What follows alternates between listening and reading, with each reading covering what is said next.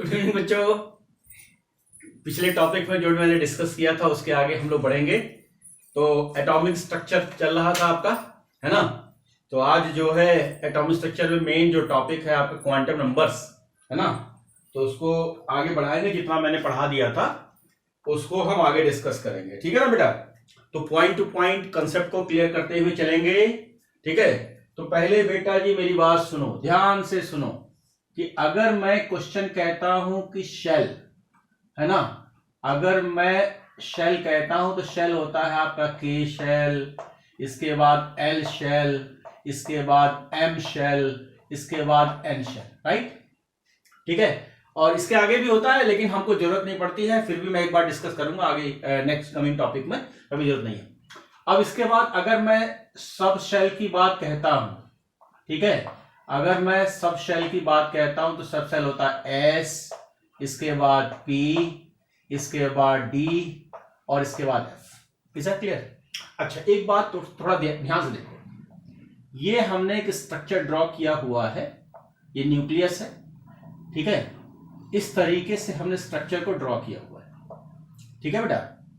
अब यहां पर n बराबर 1, n बराबर 2, n बराबर 3, n बराबर 4, राइट। अगर मैं शेल के रेस्पेक्ट में बात करूं तो k, l, m और n, राइट। अगर मैं सब शेल के रेस्पेक्ट में बात करूं तो इसको बोलेंगे s, इसको बोलेंगे p, इसको बोलेंगे d और इसको बोलेंगे f। Is that clear? अच्छा, अगर मैं ये कहता हूं कि एनर्जी की मैं बात करूं, ठीक है, तो एनर्जी सबसे ज्यादा होगी आपकी F में, फिर आपका होगा D में, फिर आपका होगा P में और इसके बाद S में। ऐसा क्यों? क्योंकि इसके पास होते हैं 14 इलेक्ट्रॉन, जिसके पास इलेक्ट्रॉन ज्यादा होंगे एनर्जी ज्यादा होगी, और इसके पास बेटा जी होते हैं 2 इलेक्ट्रॉन, इसके पास 6 और इसके पास 10। अगर मैं ये कहता हूं कि मेरे को स्क्रीनिंग इफेक्ट चाहिए, राइट, अगर मैं स्क्रीनिंग इफेक्ट की बात करता हूं तो स्क्रीनिंग इफेक्ट का दूसरा नाम है शील्डिंग इफेक्ट। क्या नाम है इसका? नाम है शील्डिंग इफेक्ट। तो बेटा जी शील्डिंग इफेक्ट का मतलब क्या होता है कि प्रोटेक्शन, सबसे ज्यादा जो प्रोटेक्शन रख रहा है वो एस रख रहा है। देखो, पी से भी रख रहा है, डी से भी रख रहा है, एफ से भी रख रहा है, तो सबसे ज्यादा जो प्रोटेक्शन रख रहा है वो एस रख रहा है। तो शील्डिंग या स्क्रीनिंग इफेक्ट का अगर मैं ऑर्डर कहता हूं तो ये हो जाएगा एस, इसके बाद P, इसके बाद D और सबसे कम प्रोटेक्शन रहता है F, क्योंकि F जो है आउटर सेल में। Is that clear? नोट करो पहले।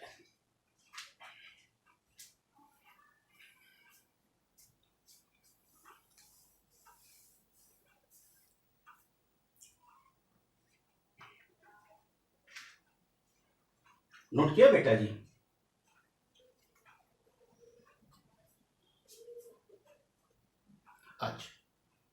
अच्छा, अब इधर देखो, अगर मैं कहता हूं कि number of electron in subshell, अगर मैं सबशेल में कहता हूं तो आप यूज करने वाले हैं क्या? आप यूज करने वाले हैं, है ना, यूज करने वाले हैं 2, है ना। इतना पहले लिखो जरा, फटाफट लिखो जरा। लिखा? अब देखो, अब लिखने वाले हैं 2l+1, राइट। अच्छा, एक बात बताओ, थोड़ा ध्यान सुनना इधर, ध्यान सुनना। क्या मैं इसको इस तरीके से भी लिख सकता हूं, या ऊपर लिखूं ज्यादा अच्छा रहेगा? क्या मैं इसको ऐसा भी लिख सकता हूं 4l+2, राइट। ऑब्जेक्टिव ऐसा भी बनता है, अब इसको ऊपर लिखा, उसकी वजह है कि इससे हम कुछ कैलकुलेशन करके दिखाना चाहते हैं। कि एक बात मेरे को थोड़ा सा बताओ, पहले तो नोट करो। नोट किया?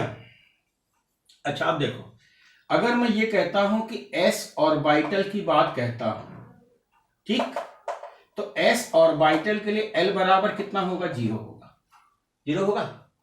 अब हम पूछे number of electron in subshell कौन है भाई?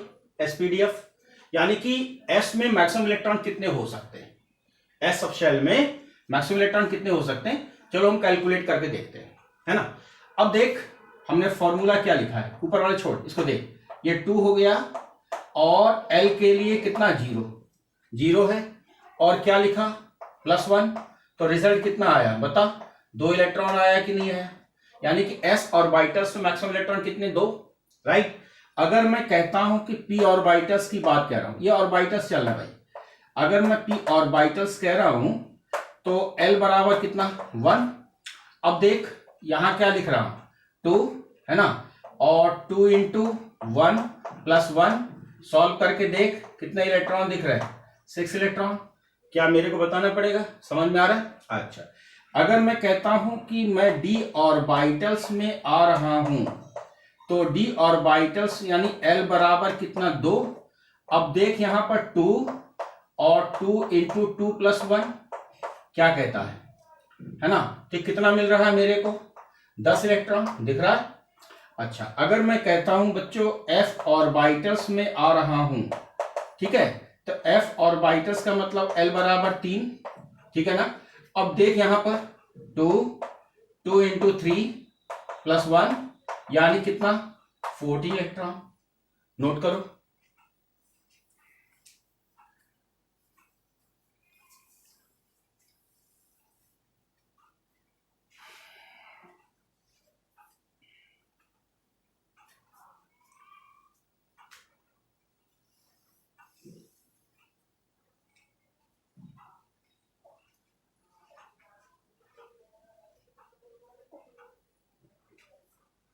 लिखा बेटा, लिखा बेटा बच्चों, लिखा। अच्छा, एक लाइन और लिखो, देखो हम ये कह रहे हैं, नोट कर लिया ना। अब हम ये कह रहे हैं N एंड L है ना, नेवर कंटेन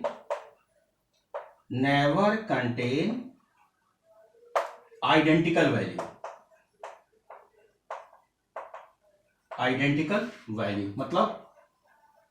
मतलब कि L बराबर क्या होता है n-1 होता है कि नहीं होता है, होता है। अब देख कुछ पहले नोट कर, इसको पहले नोट कर, नोट किया। अब इधर देख, अगर मैंने ये कह रखा है, समझना ध्यान से, अगर मैं एक एग्जाम्पल लेके समझाने की कोशिश कर रहा हूं, पहले इतना नोट कर ले, और L को हम लोग बोलते हैं लेजर क्वांटम नंबर, क्योंकि उसकी वैल्यू 1 से n से कम हो जाएगी, जो n होगी उससे कम हो जाएगी। इसी वजह से हम लोग L के लिए क्या बोलते हैं, L को बोलते हैं लेजर का मतलब कम, लेजर क्वांटम नंबर, है ना, ठीक। अब मेरी बात सुन, हमारा इस स्टेटमेंट का मतलब क्या है, हम इस स्टेटमेंट का मतलब समझना कैसे चाहते हैं कि अगर मैंने क्वेश्चन ये कह रखा है कि मान लिया n है, L है, m है, चलो m तो हमने पढ़ा है नहीं तो बात खत्म करो, है ना। हम ये देखना चाह रहे हैं खाली n और L, राइट। n के लिए मैंने ये 4 लिखा है, और यहां मैंने 3 लिखा है, और यहां मैंने लिखा है, मैंने मान लिया 3 लिखा है, और यहां लिखा 3 लिखा है।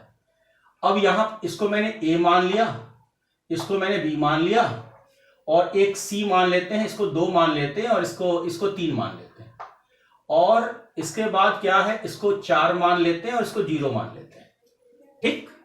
अब हमसे क्वेश्चन ये पूछा जा रहा है कि इसमें से कौन सा पॉसिबल है, कौन सा इम्पॉसिबल है, राइट। हमसे सवाल ये पूछा जा रहा है कि इसमें कौन सा पॉसिबल है, कौन सा इम्पॉसिबल है। अच्छा, एक बात बता,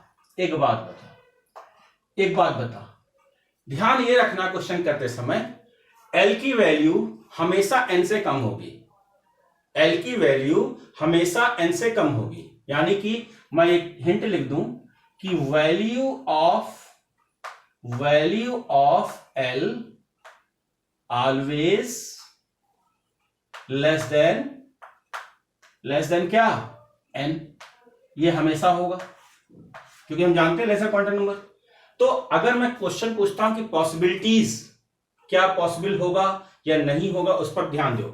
क्या ये पॉसिबल होगा, बिल्कुल होगा, ये हमारा क्या हो जाएगा, ये हमारा हो जाएगा पॉसिबल।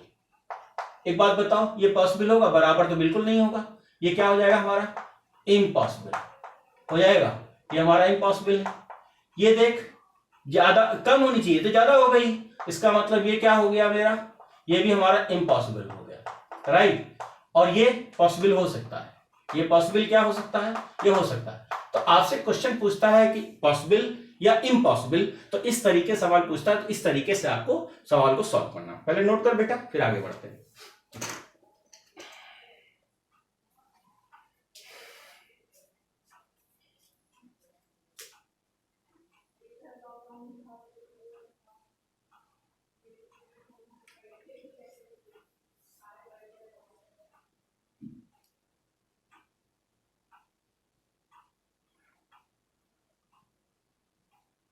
लिखा बेटा, लिखा। अब एक सवाल और देख, एक सवाल और देख, सवाल को देकर समझ। सवाल देख, क्रोमियम है, ये क्रोमियम है और Z बराबर जो है 24 है। मैं इसको ऐसे लिखूंगा 1s2 2s2 2p6, इसके बाद 3s2 3p6 3d और 4s1 3d5। हालांकि आगे जाके 3d 5 होगा 4s1 होगा, है ना, रूल तो यही है, लेकिन हमें सवाल को करने के लिए ऐसा हम यूज कर सकते हैं। सवाल करने के लिए आंसर में कोई फर्क नहीं पड़ेगा, इधर उधर लिखेंगे तो हो सकता है आप कैलकुलेशन गड़बड़ कर जाओ तो आंसर गलत कर जाओ। अब देखो, ध्यान से देखो, ध्यान से देखो कि अगर मैं ये कहता हूं कि L बराबर 1 और L बराबर 2 में कितने इलेक्ट्रॉन हैं, मैंने सवाल ये कहा कि L बराबर 1 और L बराबर 2 में कितने इलेक्ट्रॉन हैं। बेटा मेरी बात सुन, अगर मैंने क्वेश्चन में पूछा है कि L बराबर 1, तो L बराबर 1 कहां होगा, L बराबर 1 कहां होगा, हमको क्या दिख रहा होगा, p ऑर्बिटल, राइट, हमको ये दिख रहा होगा। और L बराबर, अगर हमने कहा L बराबर 2, तो हमको क्या दिख रहा होगा, d ऑर्बिटल। क्या मैं सही कह रहा हूं या गलत कह रहा हूं, देखो मैंने लिखा भी है, देखो d के लिए L बराबर 2 लिखा, उसके लिए L बराबर 1 लिखा, पक्का लिखा। अब यहां पर अगर मैंने पूछा कि भाई d ऑर्बिटल या L बराबर 1 में या L बराबर 2 में कितने इलेक्ट्रॉन हैं, तो हम जब L बराबर 1 के लिए ढूंढेंगे तो हम क्या ढूंढना शुरू करेंगे, p कहां कहां है, देख एक तो p यहां है, पक्का, एक p यहां है ना, पक्का। तो L बराबर 1 की अगर हम बात करें तो कितने इलेक्ट्रॉन दिख रहे हैं, 12 इलेक्ट्रॉन दिख रहा है, नहीं दिख रहा, पक्का दिख रहा है, दिखा। अच्छा, अगर मैंने कहा L बराबर 2, तो L बराबर 2 का मतलब D, हमको क्या दिख रहा है, केवल ये दिख रहा है, दिख रहा है। तो यहां पर ये हमको कितना मिलेगा, बताओ बेटा जी, 5 इलेक्ट्रॉन। क्वेश्चन का मोड समझ में आया कि कैसे क्वेश्चन पूछता है, क्वेश्चन का मेथड समझ में आया, चलो नोट करो फटाफट, इधर वाला मिटा दूं।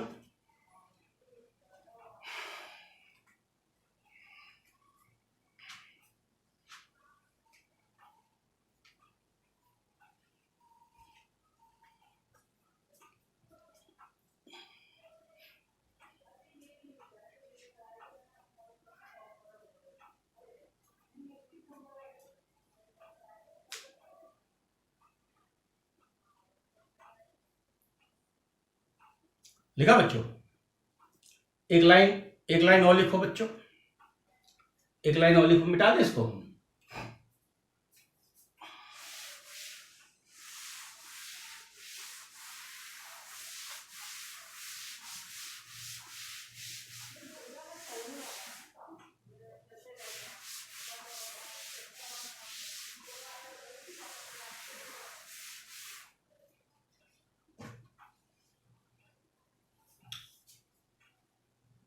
लिखा बच्चों, तो अब लिखो, नेक्स्ट लाइन से लिखो, L explain hyper fine spectrum, hyper fine spectrum, spectrum आपको पढ़ना है, इसी चैप्टर में पढ़ना है ना, हाइपर फाइन स्पेक्ट्रम लिख लिया बेटा। अब दो क्वांटम नंबर मैंने बता दिया आपको, एक तो मैंने बता दिया कि प्रिंसिपल क्वांटम नंबर क्या होता है, और दूसरा मैंने आपको बता दिया एजीमुथल क्या होता है। अब हम बताते हैं नंबर 3 जो हमारे पास रहेगा, सी जो रहेगा हमारे पास, उसको बोलेंगे मैग्नेटिक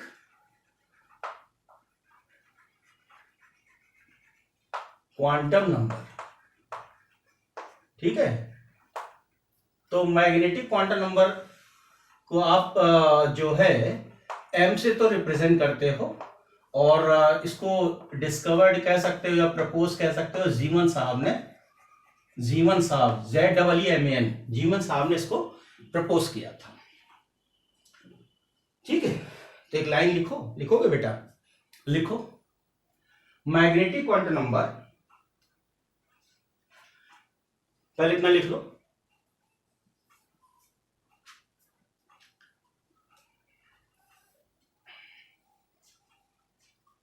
पहले इतना लिखो, लिखा है, बोलो बेटा लिखो magnetic quantum number also known as orientation quantum number, है ना, ओरिएंटेशन क्वांटम नंबर। अभी मैं ओरिएंटेशन ओरिएंटेशन का मतलब क्या होता है, ओरिजिन। ओरिएंटेशन का मतलब एक तरीके से आप समझ सकते हो कि किसी ऑर्बिटल्स में सब ऑर्बिटल्स में मैक्सिमम इलेक्ट्रॉन कितने हो सकते हैं, उनकी ओरिजिन। तो ओरिएंटेशन का मतलब मैं एक लॉजिकली समझ सकता हूं कि इलेक्ट्रॉन की कितनी ओरिजिन होने वाली है, ठीक। नेक्स्ट मैं थोड़ा सा लिखना चाह रहा हूं कि मैग्नेटिक क्वांटम नंबर को है ना, इससे हम डिटरमाइन करेंगे, इससे हम क्या डिटरमाइन करेंगे, डिटरमाइन ओरिएंटेशन ऑफ इलेक्ट्रॉन। और ओरिएंटेशन ऑफ इलेक्ट्रॉन का जो मतलब है कि इलेक्ट्रॉन की कितनी ओरिजिन हो रही है, एस में कितना हो रहा है, पी में कितना हो रहा है, डी में कितना हो रहा है, एफ में कितना हो रहा है, तो ये हमको बताता है मैग्नेटिक, है ना। तो फटफट हम लिख देते हैं कि एस ऑर्बिटल्स में 2 इलेक्ट्रॉन, पी में 6 इलेक्ट्रॉन, डी में 10 इलेक्ट्रॉन, एफ में 14 इलेक्ट्रॉन, लिख देते हैं ना ऐसे फटाफट। तो हम क्यों लिख देते हैं, हम क्यों लिख देते हैं, और इसको बताता है कौन, मैग्नेटिक क्वांटम नंबर। अच्छा, दूसरी बात क्या है, इट्स वैल्यू, इट्स जो वैल्यू है, वैल्यू है -L2 + L इंक्लूडिंग 0, क्या, इंक्लूडिंग 0।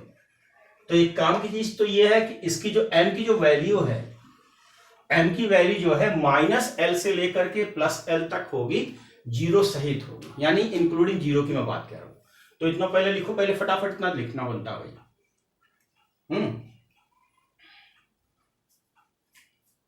लिखा बेटा।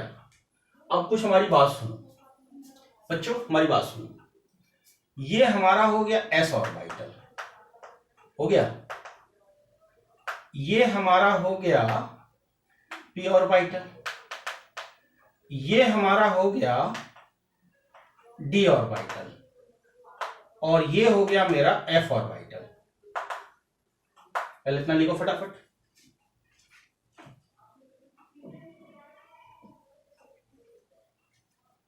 अब यहां पर जो है L बराबर 0, M बराबर सॉरी गलत, L बराबर 1, L बराबर 2 और L बराबर हमारा 3, हुआ बेटा। और हम लोग क्या जानते हैं कि M की वैल्यू होती है -L2 + L और इंक्लूडिंग क्या, 0, ऐसा मैंने ऊपर लिखा भी है। अब लॉजिक लगाओ, लॉजिक लगाओ, अगर मैं s ऑर्बिटल के लिए कह रहा हूं तो m की वैल्यू क्या होगी भाई, इसके लिए m की वैल्यू क्या होगी, देख, -0 फिर 0 फिर +0, यही तो होगी -0 कुछ नहीं होता है, -0 कुछ नहीं होता है, -0 कुछ नहीं होता है, +0 0 एक ही चीज होता है, राइट। अब जो है इस जब L की वैल्यू 0 होगी तो ऑलवेज M की वैल्यू क्या होगी, 0 होगी, ऑलवेज M की वैल्यू क्या होगी, 0 होगी। अब यहां पर L की वैल्यू जब 1 है तो M की वैल्यू क्या होगी, -1, देखो -1 0 और ये +1, -L से +L इंक्लूडिंग 0, -L से +L इंक्लूडिंग 0। अब इस केस में अगर हम बात करते हैं तो m बराबर कितना हो जाएगा भाई, -2 -1 0 +1 और +2, ठीक, इस केस में आ जा, m बराबर कितना हो जाएगा, -3 -2 -1 0 +1 +2 n +3, राइट। अब क्वेश्चन क्या है, क्वेश्चन क्या है हमारा, हमें ढूंढना है क्या, ओरिएंटेशन ऑफ इलेक्ट्रॉन। अच्छा, एक वैल्यू अगर आया है, अगर एक वैल्यू आया है तो एक ऑर्बिटल बनाने वाले हैं, राइट। अगर ये 3 वैल्यू आया है, अगर ये 3 वैल्यू आया है तो हम तीन ऑर्बिटल बनाने वाले हैं। अगर ये 5 वैल्यू आया है, हाँ, तो हम कितने बनाने वाले हैं, 5 बनाने वाले हैं, 1 2 3 4 5। अगर ये 7 वैल्यू आ रहा है तो हम कितने बनाने वाले, 7, 1 2 3 4 5 6 7। एक ऑर्बिटल में मैक्सिमम कितने इलेक्ट्रॉन होते हैं, 2, मैं लिखवा चुका हूं। अच्छा, अब देख, एक ऑर्बिटल है 2 इलेक्ट्रॉन, एक क्लॉकवाइज एक एंटी क्लॉकवाइज, तो s ऑर्बिटल्स में मैक्सिमम इलेक्ट्रॉन कितने, 2। कितने इलेक्ट्रॉन, 2। अब डिसाइड हो गया कि s में एग्जैक्टली 2 ही इलेक्ट्रॉन क्यों होते हैं, क्लियर हुआ। अच्छा, अगर मैं p ऑर्बिटल्स में पूछता हूं, p ऑर्बिटल, ये ऑर्बिटल हुआ और ये पूरा पूरा ऑर्बिटल्स हुआ, 1 2 3 4 5 और ये 6, तो p ऑर्बिटल्स में मैक्सिमम इलेक्ट्रॉन कितने हो जाएंगे, 6। तो ये 2 इलेक्ट्रॉन 6 इलेक्ट्रॉन, अब इसमें करोगे 10 इलेक्ट्रॉन, इसमें आएगा 14 इलेक्ट्रॉन। तो ये इलेक्ट्रॉन की जो ओरिजिन है, जो इलेक्ट्रॉन की जो ओरिजिन है, इसी को बोलते हैं ओरिएंटेशन ऑफ इलेक्ट्रॉन। क्या बोलते हैं बेटा, ओरिएंटेशन ऑफ इलेक्ट्रॉन, नोट करो।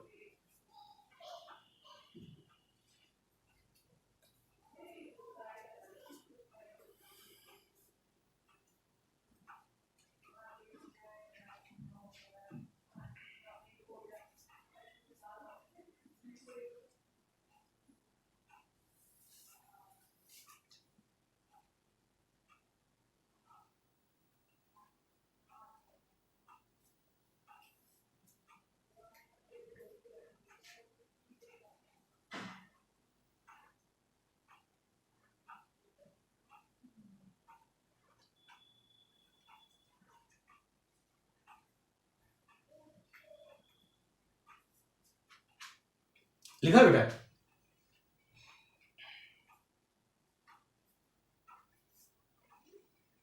लिखा बालको। अच्छा, अब एक बात देखो बच्चों, एक बात देखो, ये हमने लिखा हुआ है, ये हमने, सुनना ध्यान से, 1 2 3 4 और ये 5, ठीक, ध्यान सुनना ध्यान से, ये हमारा हो जाएगा, इसको बोलते हैं डी ऑर्बिटल। क्या बोलते हैं, इसको बोलते हैं डी ऑर्बिटल, इसको बोलते हैं, इसको, इस ऑर्बिटल को डी एक्स वाई बता चुके हैं, D Y Z, D Z X, D X square minus Y square, और ये हो जाएगा हमारा डी जेड स्क्वायर, राइट। सबके पास 2-2 इलेक्ट्रॉन है, सभी ऑर्बिटल के पास कितने इलेक्ट्रॉन है, 2-2 इलेक्ट्रॉन। देखो पी भर के दिखाया मैंने अभी आपको, 2-2 इलेक्ट्रॉन है, राइट। तो सबके पास सेम इलेक्ट्रॉन है, तो सेम नंबर ऑफ इलेक्ट्रॉन, क्या, सेम नंबर ऑफ इलेक्ट्रॉन, तो सेम नंबर ऑफ इलेक्ट्रॉन को बोलते हैं हम लोग डी जनरेट ऑर्बिटल। क्या बोलते हैं बच्चों, डी जनरेट ऑर्बिटल। क्या बोलते हैं, डी जनरेट ऑर्बिटल। क्या बोलते हैं, डी जनरेट ऑर्बिटल। पहले इतना लिखो, आपसे पूछता है कि भाई डी जनरेट ऑर्बिटल क्या होता है, तो सेम एनर्जी लेवल, है ना, या हम ऐसे कह सकते हैं, हाँ, same number of electron, so same energy level, same energy level. तो अगर मैं क्वेश्चन ये कहता हूं कि डी जनरेट ऑर्बिटल क्या होता है, तो आप कहेंगे सेम एनर्जी लेवल। क्या बोलेंगे, सेम एनर्जी लेवल, राइट। इतना लिखो, लिखा बेटा।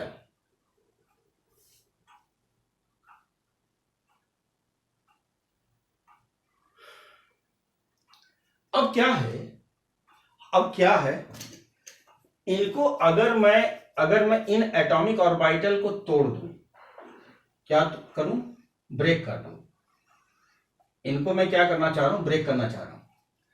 अगर ब्रेकिंग में, राइट, अगर ब्रेकिंग में, ब्रेकिंग बाय मैग्नेटिक फील्ड, क्या, मैग्नेटिक फील्ड, अगर मैग्नेटिक फील्ड को अप्लाई करने के बाद तोड़ रहा हूं तो इसी को बोलेंगे ज़ीमन इफेक्ट।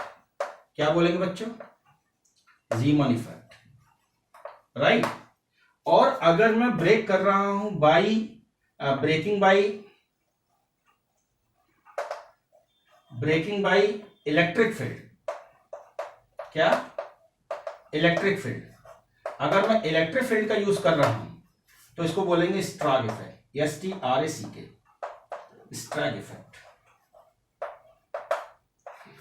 नोट करो,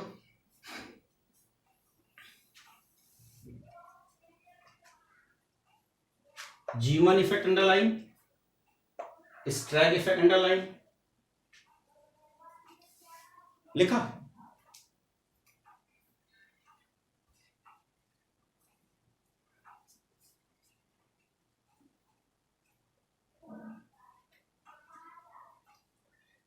लिखा बच्चों।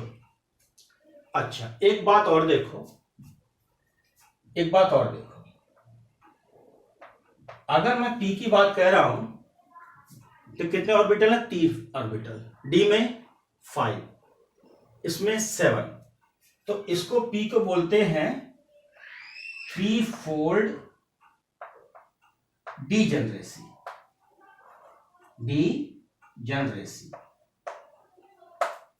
और D को क्या बोलेंगे, कितने फोल्ड, 5 फोल्ड, क्या बोलेंगे, 5 फोल्ड डीजेनरेसी। और F को कितना बोलेंगे हम, 7 फोल्ड डीजेनरेसी, है ना। P में 3 है ना, 1 2 3, D में देखो 1 2 3 4 5, राइट, ठीक है। अच्छा, प्रॉब्लम की एक अंडरस्टैंडिंग डेवलप करने के लिए मैं एक बात और बताना चाह रहा हूं कि इसे बता दूं इसमें नोट कर लिया, इसको नोट कर लिया, थोड़ा इसको समझो, इसी में बताना चाह रहा हूं मैं। बाल को, इसको बोलते हैं -1, इसको बोलते हैं 0 और इसको बोलते हैं +1, -L से +1, +L, -1 0 +1, राइट, ठीक है ना।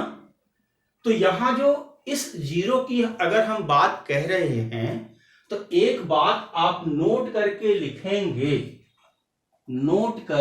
क्या लिखेंगे कि अगर मैं ये कहता हूं कि pz ऑर्बिटल, ठीक है, dz² ऑर्बिटल और s ऑर्बिटल, अगर मैं तीनों की बात करूं, इन तीनों में L की वैल्यू हमेशा कितनी कंसीडर होगी, 0। नोट करो, दिस वन प्रैक्टिकल ऑब्जर्वेशन।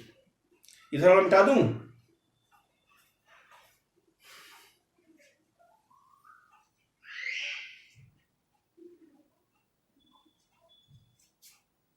बाल को थोड़ा मिटा दे।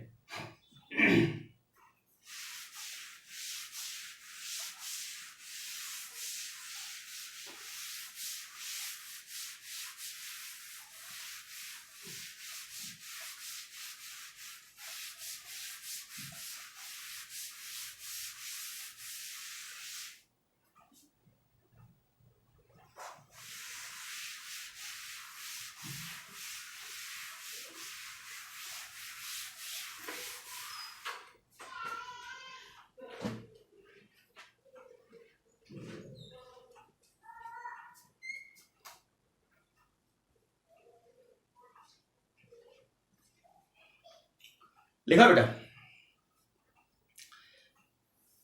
उसको नोट कर लिया। अब एक बात और बोलेंगे, एक और होता है अगर मैं ये कहता हूं कि classical representation of N, L and M, N का मतलब प्रिंसिपल क्वांटम नंबर, एल का एजिमुथल, एम का मतलब मैग्नेटिक, राइट। तो इसका जो रिप्रेजेंट करने का तरीका है, ये साई है, ये लिखा जाता एन, एल और एम, राइट।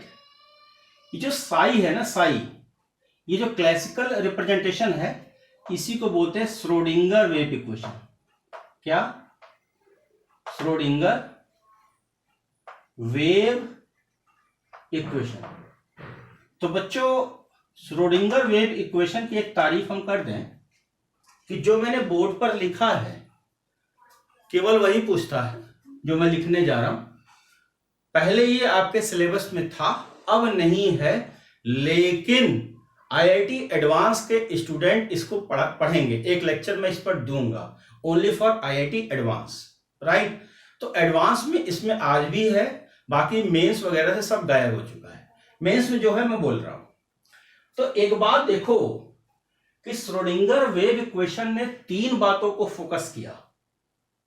एक तो प्रिंसिपल क्वांटम नंबर, एक एजिमुथल और एक मैग्नेटिक। मतलब कि ये हुआ कि Schrodinger wave equation spin quantum number को एक्सप्लेन नहीं करता। मैं यहां लिख दूं, इट नॉट एक्सप्लेन क्या? Spin quantum number, right. अब क्या है बच्चों मेरी बात सुनो, इसको भी मैंने बोला था, इसका भी एक मतलब है, ये नोट है। तो अगर मैं एक एग्जाम्पल के तौर पर बात करूं, यानी कि जो सवाल पूछा गया JEE में, उस पर मैं विचार करूं, तो बच्चों साई 420 करके पूछा गया। साई, मैं किसी साई भगवान की बात नहीं कह रहा हूं, आप इसको दिल से न लीजिए। किसी धर्म के ऊपर नेगेटिव बोलना मेरा काम नहीं है। साई एक वर्ड है, ये साई भगवान की मैं बात नहीं कह रहा हूं, है ना। साई एक वर्ड है बाय श्रोडिंगर, मैं इसकी बात कह रहा हूं। और 420 आप समझ रहे, 420 मेरा इंटेंशन ये नहीं है कि मैं किसी को कुछ उल्टा सीधा बोल रहा हूं। 420 एक वर्ड दिया गया था, इस तरीके से मेंशन किया गया था।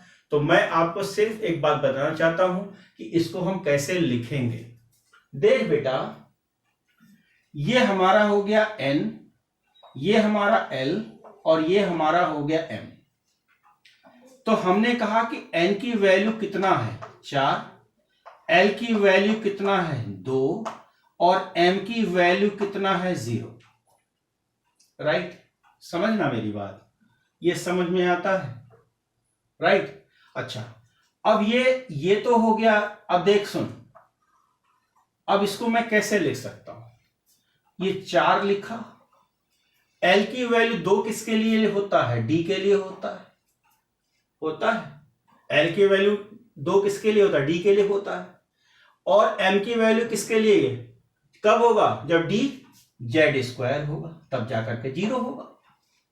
समझ में आया कि भाई ये वैल्यू, इसको लिखने का मेथड समझ में आया। अच्छा, मैं एक और ले लेता हूं कि मैंने मान लिया जाए कि मैंने 500 ऐसे कह दिया, 532 कह दिया, 532 कह दिया। तो इस केस में N कितना होगा? 5 होगा। L कितना होगा? 3 होगा। और M कितना होगा? 2 होगा। समझ में आता है? तो इस तरीके से इसको बोलते हैं classical representation of principal quantum number, azimuthal quantum number and magnetic quantum number, which is not explained by a simple equation. It is explained by only Schrodinger wave equation, and Schrodinger wave equation completely not satisfaction for the spin quantum number, right. तो इसको note करो।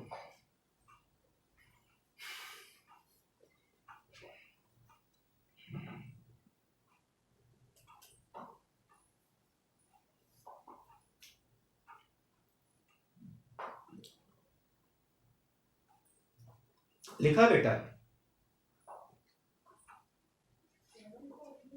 देखो बच्चों, note कर लिया?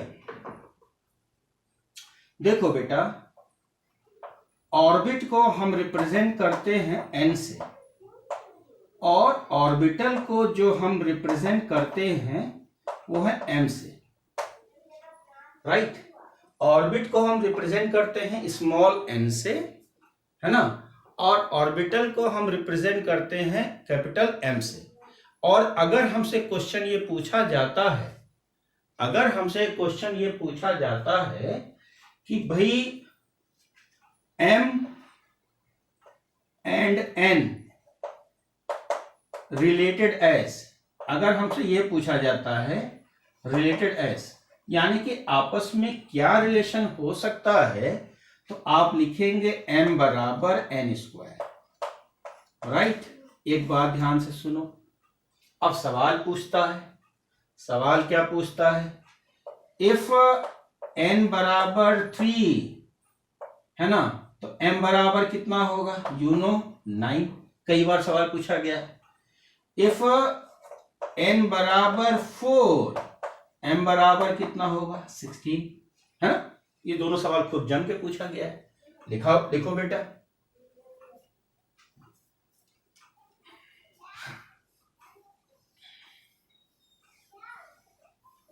लिखा। अब एक और मैं बोलता हूं, एक और मैं बोलता हूं, ऑर्बिटल, ऑर्बिटल यानी कि m एंड सब ऑर्बिट, सब ऑर्बिट रिलेटेड एज m बराबर 2l प्लस 1। नोट करो।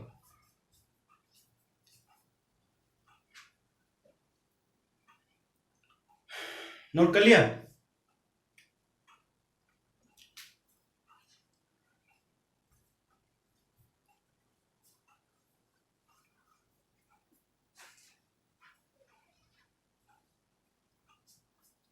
अब लिखो बच्चों नंबर 4, नंबर 4 यानी कि डी, और डी हमारा होगा स्पिन क्वांटम नंबर, और मैं इसको रिप्रेजेंट करूंगा स्मॉल एस से। बेटा मेरी बात सुन, ये देख, अगर मैंने इस तरीके से लिखा हुआ है किसी ऑर्बिटल में, ऐसा लिखा है और एक ऐसा लिखा है, ठीक है, इसका मतलब ये हो गया कि जो इलेक्ट्रॉन रोटेट कर रहा है या रिवॉल्व कर रहा है, रिवॉल्व कर रहा है वो क्लॉकवाइज में, क्या, क्लॉकवाइज डायरेक्शन, ठीक है।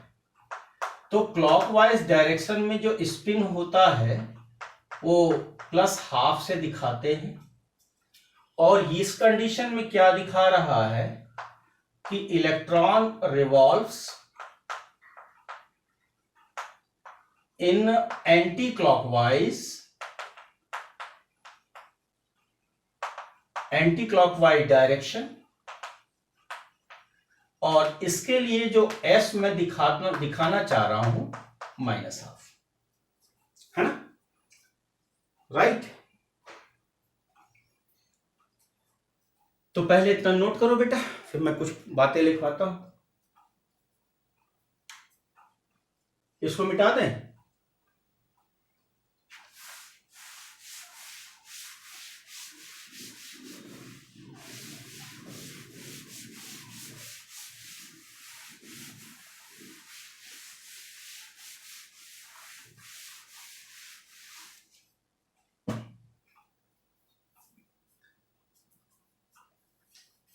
लिखवाएं बेटा? लिखो।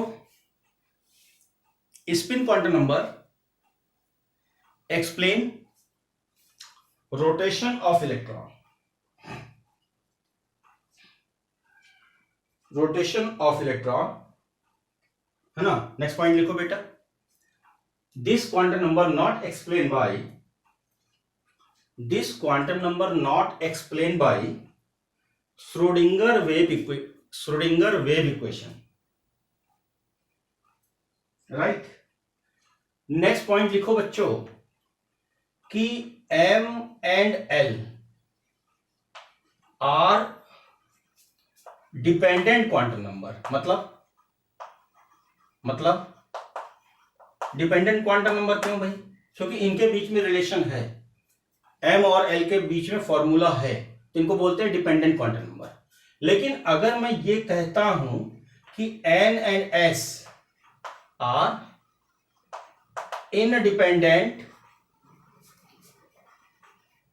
क्वांटम नंबर, यानी इनके बीच में कोई फॉर्मूला नहीं है, तो इसको बोलते हैं इनडिपेंडेंट और इसको बोलते हैं डिपेंडेंट क्वांटम नंबर। इसको नोट करो बेटा।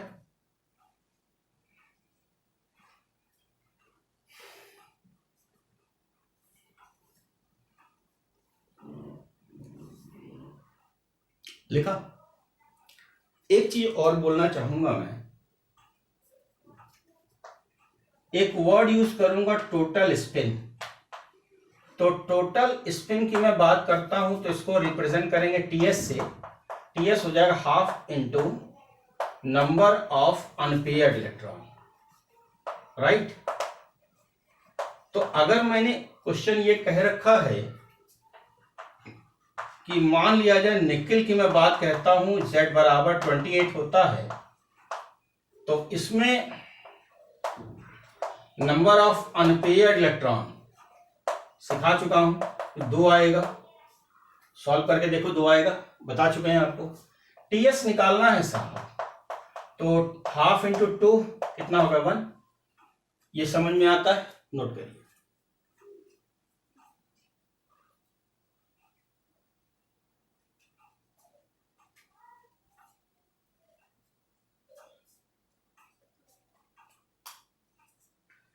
अब हम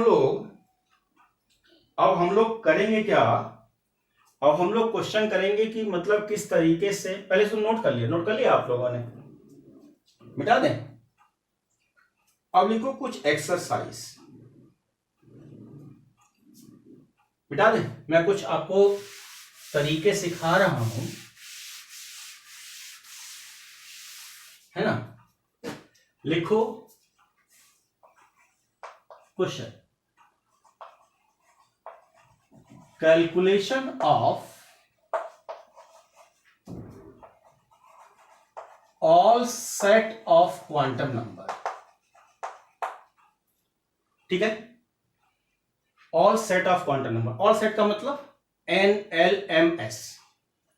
मैंने मान लिया जाए कि पहला केस मैं ले रहा हूं कि पहला केस मैंने इस तरीके से लिया हुआ है, नाइट्रोजन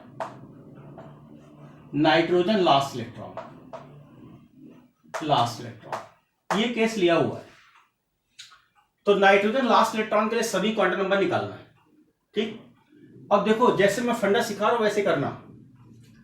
N के केस में Z बराबर कितना हो जाएगा 7, कॉन्फ़िगरेशन करिए 1s2 2s2 और 2p3, यही तो है ना। तो लास्ट इलेक्ट्रॉन यहां आने वाले हैं, क्यों बच्चों, यही आने वाले हैं।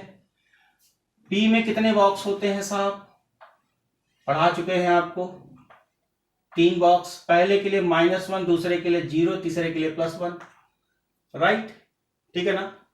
बेटा एक बात सुन कि अगर मैं 2p3 की बात कर रहा हूं, ये जो वैल्यू है ना, ये तो बताता है n को, क्या बताता है n को, ये वैल्यू बताता है l को, क्या बताता है l को, ठीक है। और ये तो इलेक्ट्रॉन ही है। अब l की वैल्यू, p के लिए l की वैल्यू कितनी है 1, यानी इस केस में n बराबर कितना हो गया, n बराबर तो 2 हो गया, और l बराबर कितना हो गया 1 हो गया नहीं हो गया, पक्का। भाई पी के लिए एल के लिए पी की वैल्यू या पी के लिए एल की वैल्यू कितनी 1 है ना। अच्छा, अब देख इलेक्ट्रॉन की बात करते हैं, यानी एम की बात करते हैं। अब 3 इलेक्ट्रॉन है, ये पहला इलेक्ट्रॉन, ये दूसरा इलेक्ट्रॉन, ये तीसरा इलेक्ट्रॉन। सवाल में उसने क्या पूछा, लास्ट इलेक्ट्रॉन। तो लास्ट इलेक्ट्रॉन ये है, तो ये आपके जो नंबर्स हैं ये हैं आपके m। तो लास्ट इलेक्ट्रॉन कहां है, यहां, और यहां m का मतलब कितना हो जाएगा, +1। m का मतलब क्या हो जाएगा, +1।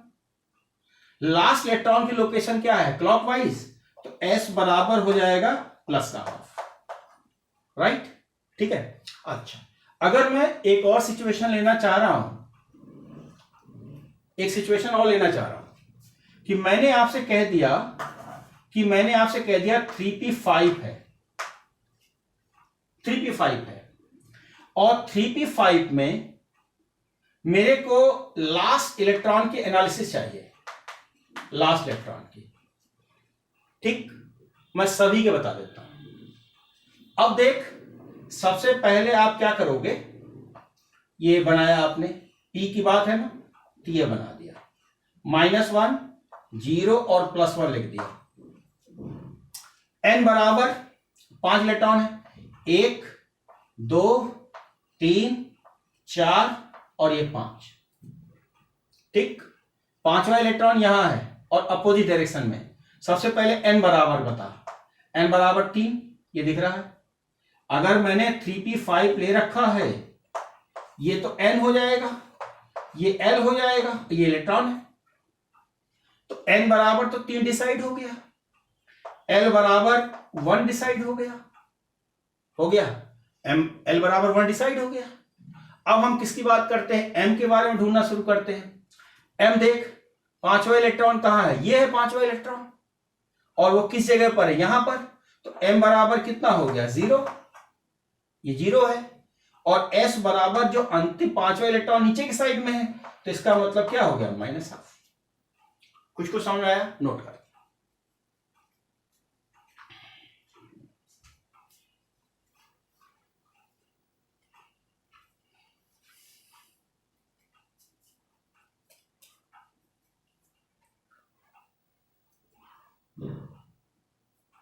नोट किया बेटा।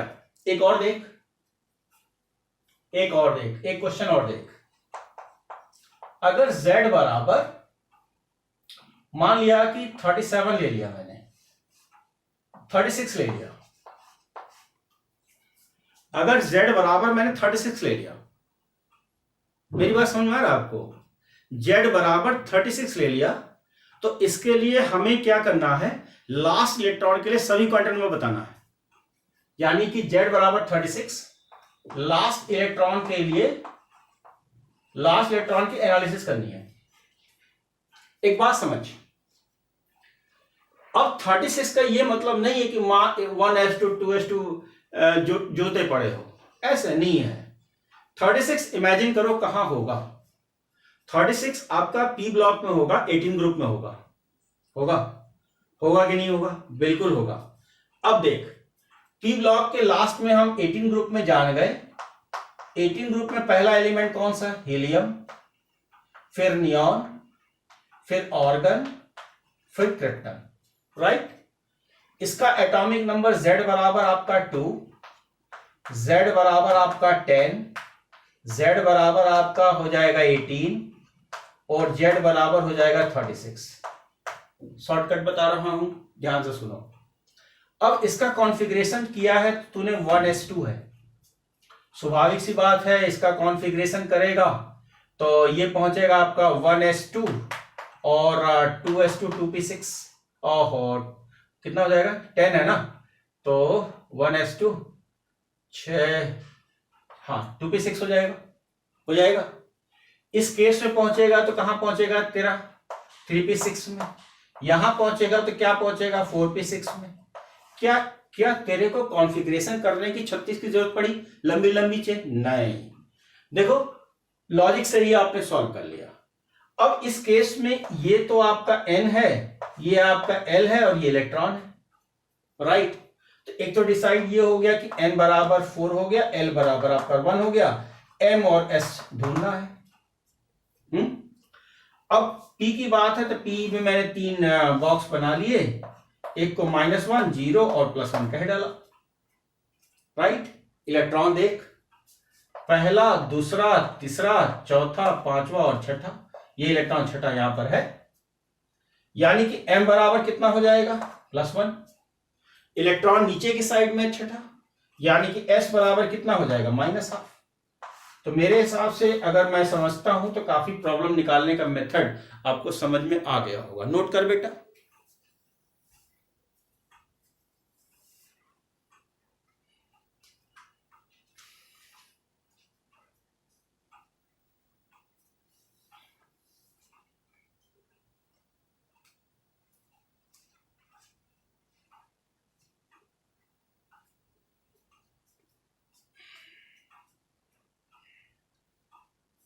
लिखा? अब लिखो पॉलीज एक्सक्लूजन प्रिंसिपल।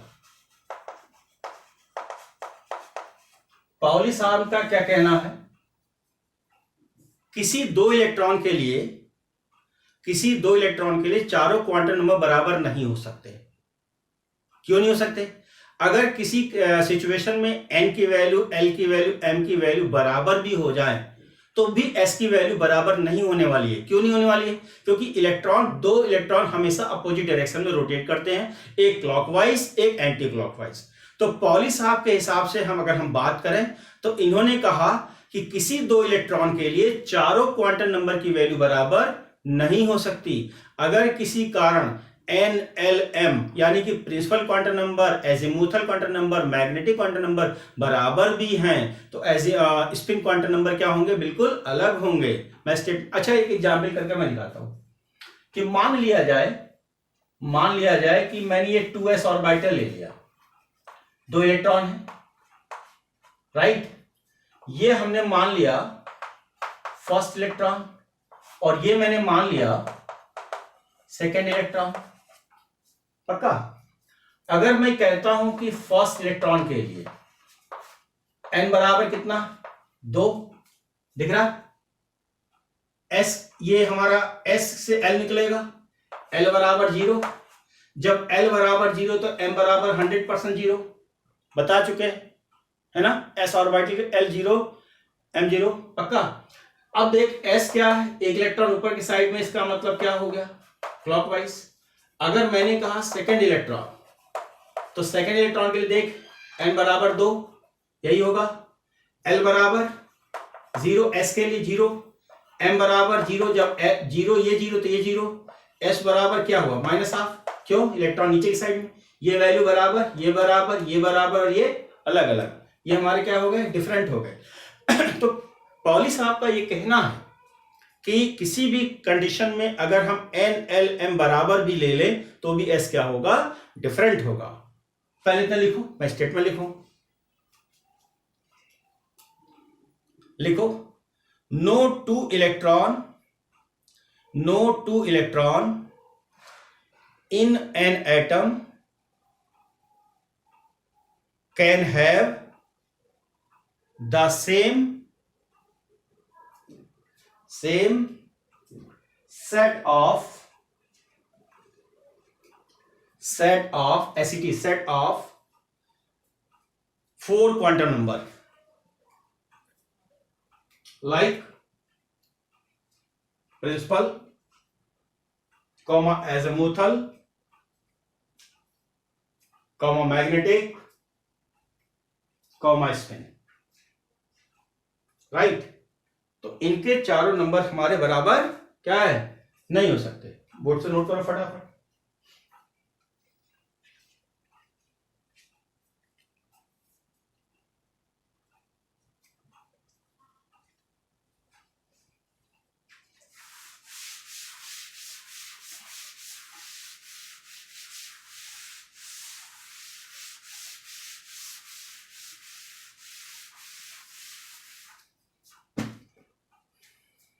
देखो बच्चों, नेक्स्ट